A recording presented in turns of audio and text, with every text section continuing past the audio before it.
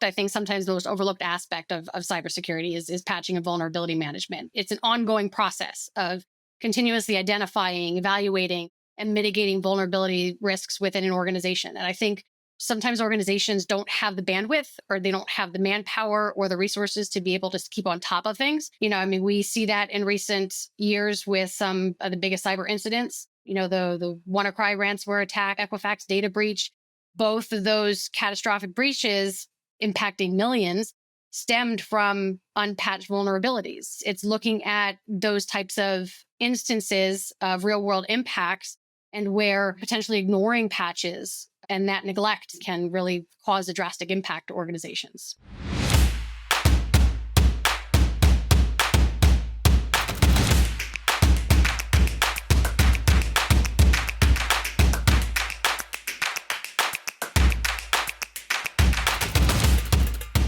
Good day, everyone. Thank you for coming to State of Security Podcast. I'm Jeff Hancock, your host. Today, we're going to be talking about vulnerability and patch management. As it is Cybersecurity Awareness Month, vulnerability and patch management is a common thing that everybody should be doing on a regular basis. Today, we have a great guest, a cohort of mine, I guess you could say, or a cyber compatriot, our CISO from Access Point Consulting, Katrina Xander. Hi, Katrina. Hi, thanks for having me. Absolutely. Thanks for being here. Clearly, your experience and background, you're the CISO for the organization. You've got a broad, big team underneath you, working everything from cyber intelligence to incident response to just basic SOC operations, threat intelligence, I think I mentioned that, and also vulnerability management. So I think it's good to get your impression and your perspective of not only vulnerability and patch management from that perspective, but then the kind of parts and pieces that have to fit together for customers and things to think about. So welcome to the podcast. Look forward to talking with you and get your answers. Look forward to it. Cool.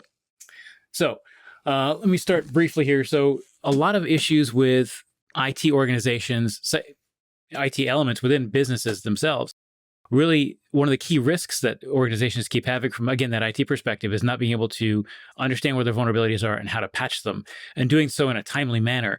As so many organizations are using a variety of applications, and whether they're in the cloud or local applications, servers that are located everywhere, it's a lot to keep handle of. And that really, the importance of that cannot be stressed enough.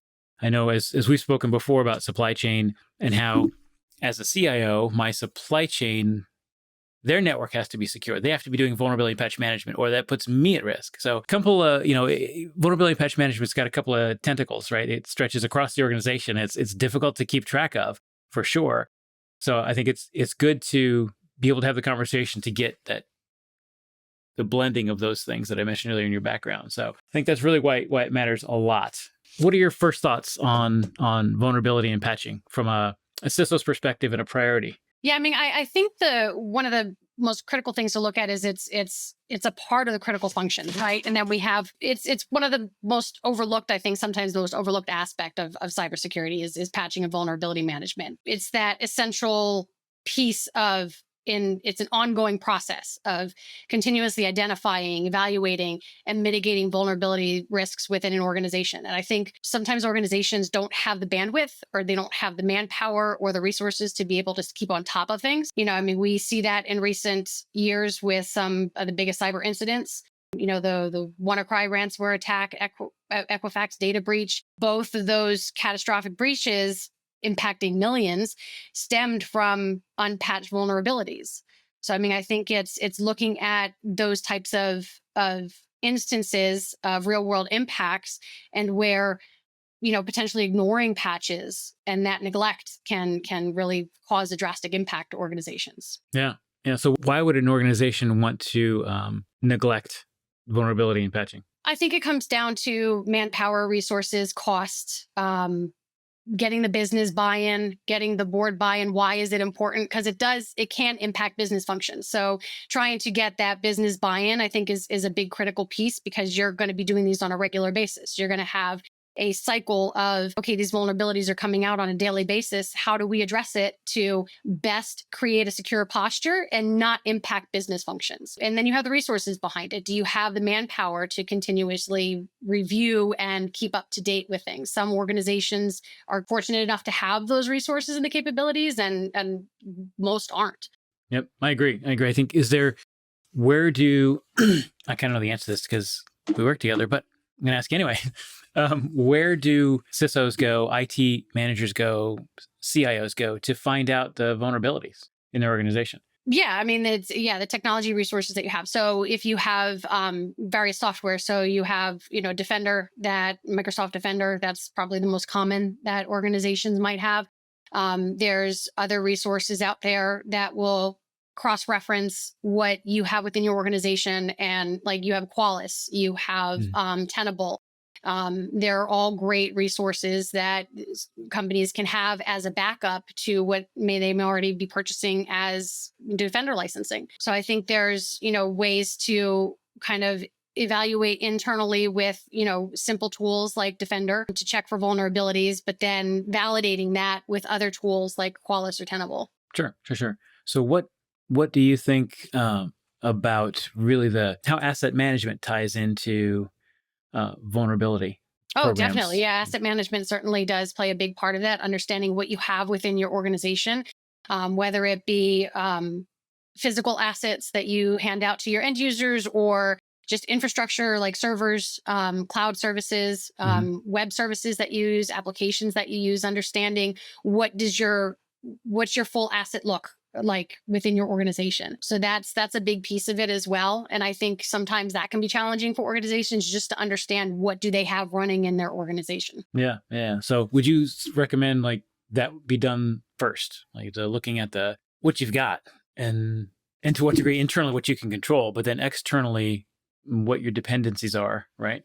That first step. Yeah, true. Yeah, good point. Yeah. Starting out with your asset control. What do you have within your organization, from physical assets, applications, to cloud services, just understanding that piece first, and then figuring out how you're going to address vulnerabilities. Yeah.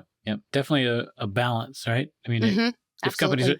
companies hear a breach and hear about a breach somewhere, and it might be based on a tool set or a server that they also have, right? And that can make CIOs really get concerned and want to figure out, okay, what do we do? How do we manage this? What's next? It kind of can spin organizations up into that fear mode of, oh my gosh, we're going to get hosed if we don't get our stuff fixed or patched or whatever. So especially, I remember hearing about the Equifax breach, and that was an Apache Struts server, if I remember correctly.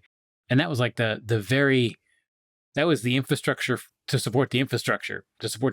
I mean, it was like that one platform that everything else is built up on, and then applications. No, again, to your point, knowing what you've got and how far down, how much detail you have to understand regarding what systems you're running and hardware and software, et cetera. That can be very overwhelming for people. Yeah. And doing the network mapping in and of itself could be time consuming, and understanding what pieces are connected and talk to each other. And like you mentioned with the Equifax, breach, that wasn't some unknown brand new vulnerability. It had been public knowledge for months, and the patch had already been made available. But the catch with that is that the patch wasn't applied in time. So you have the hackers that took advantage of that window of vulnerability, gaining access to sensitive personal information of over 100 and close to 150 million Americans. And it really was just a nightmare that snowballed down from financial loss to government fines, lawsuits, and even damaging, loss of trust from customers. Yep. Agreed. So what would you say would be, organizations talk about the anatomy of a breach and what that breach looks like, and the processes involved in that. And, people can go to, type in Lockheed Martin kill chain or cyber kill chain, and you can see the 7-step process that's been around for forever, feels like 100 years, that outlines how bad guys get into companies. And that's pretty straightforward. I mean, they don't go around that at all. Pretty much those are the steps. Yeah. But the impact of those breaches and the opportunity that organizations have, to your point, kind of wiggle their way into an organization, but based on, and here's the surveillance part, right? If I'm a bad guy, I'm going to find out what the common critical vulnerabilities are, the CVE database as an example, and then I'm going to go look for targets and go hunting. from that perspective, if I'm a CISO talking to you, how do I balance I've got to know what my assets are, and I've got to do vulnerability and patching for my systems. How do I identify what's critical for me as an Oh, organization? true. Right. Yeah, no, that's a very good question. From my experience, I think a lot of it deals with a lot of internal review to find out what are your critical systems, what do you need to stay operational. Anything that might have like PII, PHI, personal information type of software applications, would be ones that you want to make sure that you're prioritizing. Things that are key to operations, that business continuity piece, and what do you need to maintain business operations and stay functional. I think a piece of it also ties into some conversations with disaster recovery. How can we easily back up, and how, if a certain critical system goes down, how can we easily back up from that and get back into business as usual? Yeah, agreed.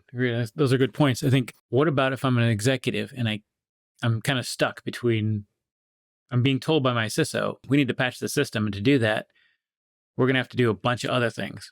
It's upgrading a server, it's upgrading an application, but that's going to impact a couple other areas of our business, not in a long-term negative way, but in a positive way. It's just going to take time. Other up patches need to be applied, whatever the case may be. And me as the CEO is like, well, don't touch it. Because that's running a core piece of business. I don't want anybody touching that server or those applications. And then your CISO's left with, oh, wait a second. If I can't patch it, it's a vulnerability, and the bad guys come along and compromise that, right? What ideas from your experience regarding how to navigate that? I think they're delicate conversations to have, right? I mean, you want to be respectful, and you want to be able to not take down the business and make sure that the business is going to continue running, but stress the importance of the reason why you're asking for these. Hackers are going to develop exploits on a daily basis, and being able to patch is only going to really secure your environment. And so some actionable things that you can do is maybe automation, to help to try to like limit the impact to, the business. Like, what can you do to automate some stuff and create some, machine learning that can create detections and, run through automated patching systems for you, continuous patching, that concept of continuous monitoring where Yeah. vulnerabilities are detected and addressed on an ongoing basis without really waiting for those scheduled updates. Those can be achieved through some cloud native security services that provide real-time monitoring and response capabilities. So I mean, it will help businesses shift from a reactive patching to a more defensive and seamless process. Yeah, I agree. Since you brought up automation, what are your thoughts on the use of AI to help support vulnerability and patching? So AI is an interesting concept for me, because we still got some learning, we still got some growing around AI. It's not it's not perfect at this time, but I think with AI and automation for patching, it's making patching easier. They're transforming an entire approach to vulnerability management that seems to be making it more proactive, efficient, and secure. I think you need to identify what's best for your company, because full AI automation patching may not be the right thing. I think identifying, as we talked about with identifying the assets and what are your critical pieces that you need to maintain and secure on a daily basis, identifying what does automation mean for that? What impact will it have with those systems? Because some systems may require a restart, and that could be impactful to a business group, if they're using it on a regular basis. So I think it has strong potential, but I think each business and organization has to kind of evaluate what does that mean for them and how can they best implement it to secure their environment and not impact business. Right. So you don't think it's a panacea? You don't think it's the ultimate No. solution for people? Oh, it's here. Let's just do it, and I don't need to hire anybody for it. Right? No, I don't think Yeah. I don't think it's the end all. I think we're still going to always have to have a human piece to it, where there's going to be somebody to help with overseeing and assessing and making sure that Mhm.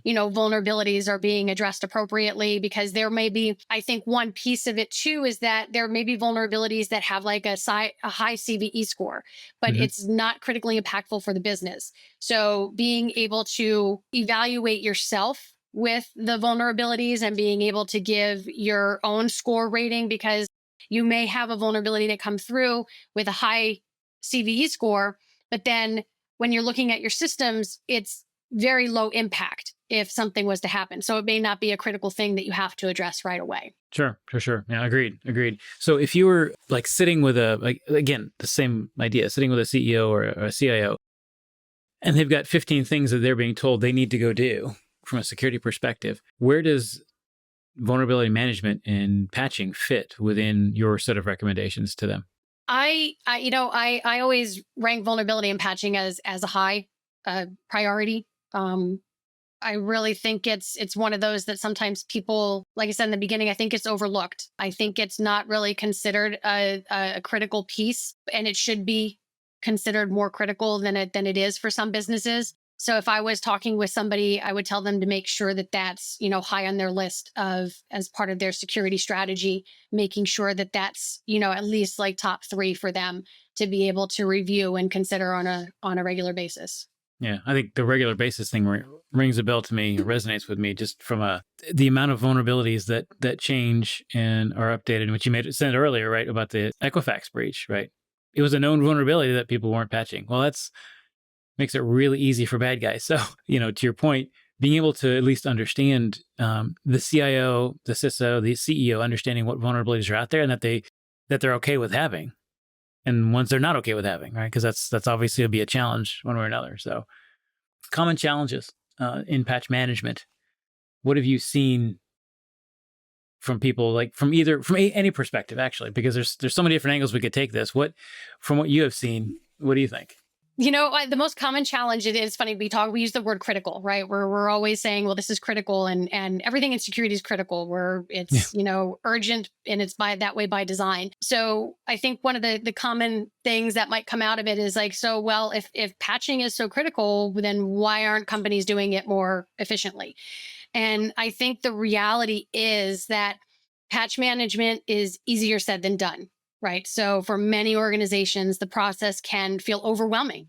Just thinking about all the pieces that go into it and the time and resources that have to be applied to it and keep an eye on it and maintain it. One of the biggest challenges, I think, is also that downtime, right? Applying the patches, especially on those mission critical systems, often can mean taking those offline temporarily.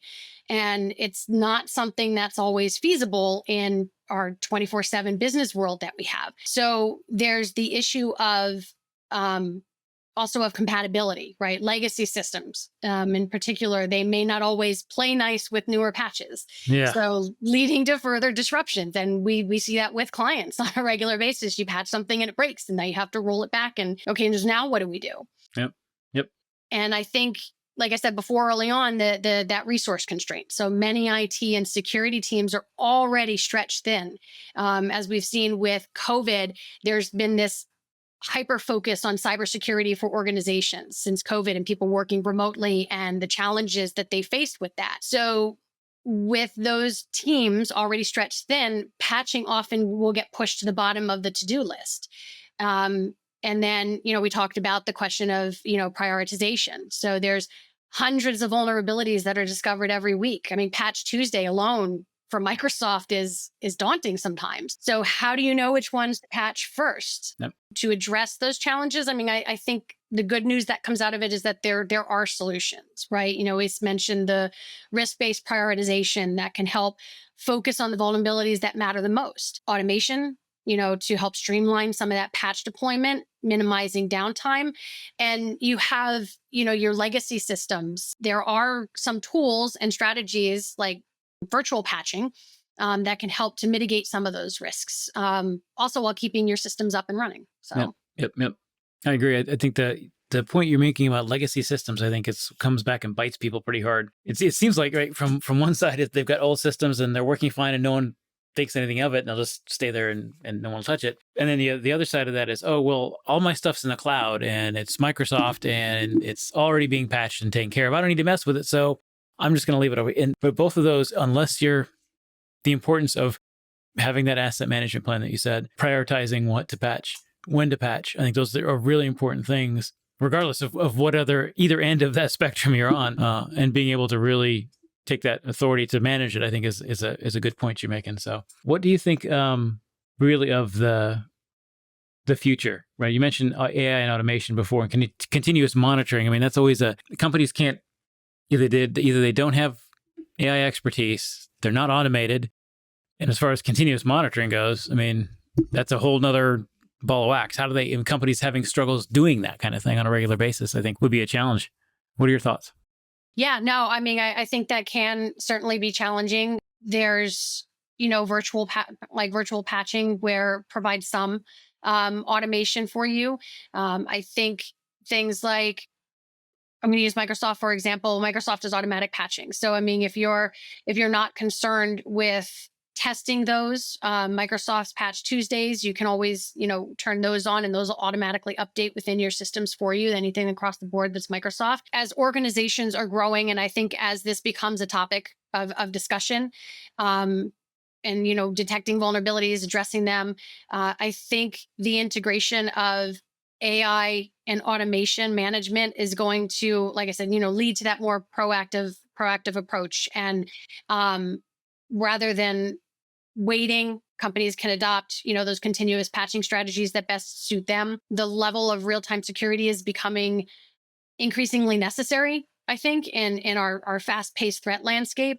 So trying to find what automation works best for you, if Mhm. it's something that you can do system by system, or if it's getting a service that can come in and manage it all for you.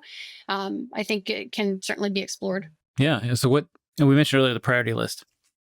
And again, if I'm a CEO or a CIO and I'm looking at the priorities from a security IT perspective, understanding and prioritizing legacy systems and audit and updating these systems and buying more technology, and why do I have to have a CISO, or the security parts and pieces? Obviously, that can be that's just too much data. And I think what your point that you just made about like the continuous monitoring piece, whether does the company want to take that on themselves, or do they want to outsource that essentially, and the value of outsourcing that versus doing it in house? What are your thoughts on the value of that outsourcing model? I think value of outsourcing can be beneficial for some organizations, particularly if they don't have the manpower.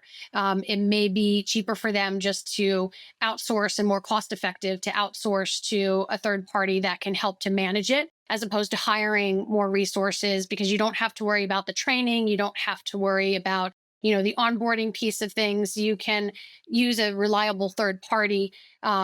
And to kind of help to effectively manage that for you, and not have to worry about the overhead of maintaining the resource or the staff members within your organization. Sure. But the company needs to have that responsibility of like charting the course, right? This is Yeah. what we want to do, and we want to make sure everything's patched and updated. But not these, but those are okay, type of thing, right? Yeah. And I mean, I think, reputation is going to be key, right? Finding a reputable partner that you can work with, that you can, reference customers, other partners, stakeholders who have, feedback that they can give you. So, I mean, discussing how going with a third party can be beneficial for you. And emphasizing, where the cybersecurity is a key component of any strategy for an organization. And yes, everything's important, but this is something that we need to do. If we can't manage it in-house, then we really need to explore, a third party relationship.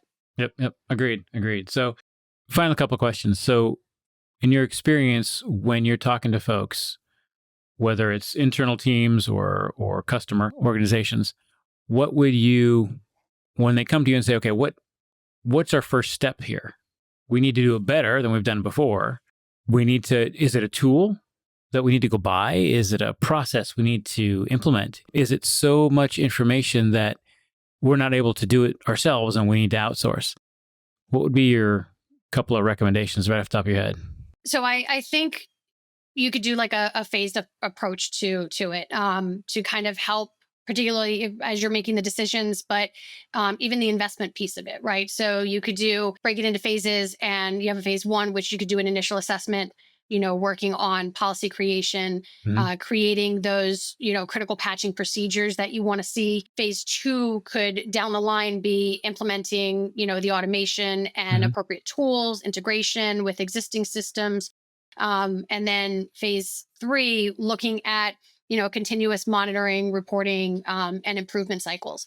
I think by approaching it in that way, you can show how the strategy can be built over time, starting with small investments and quick wins. Good points. Good points. Cool. I appreciate it. Always good to chat with you. Yeah, you too. Chat pretty much every day, but it's always good to chat with you. So I appreciate that. No, thank you. Thanks for your insight here on this, because I think as we've talked before and as you've seen, right, that criticality of vulnerability and patch management as an operational, like you've got to do it. You don't have a choice. It's just something you should do. I think that's a key component that a lot of organizations like, I can't spell it. I don't want to do it. And it costs me money. And where's the value, right? But as you pointed out earlier, like the Equifax breach, right? The impact is huge and the cost is huge, both directly, but then indirectly, like to supply chains and that kind of thing. So interesting. Thank you again. Thanks everybody for joining us on the State of Security podcast. I'm your host, Jeff Hancock, and today we've had Katrina Xander, CISO for Access Point Consulting. Appreciate the time, energy, effort. Please reach out to us if you have any questions or ideas for podcasts or want to get on the podcast. Appreciate it. Thank you for having me. Thanks. Have a good day.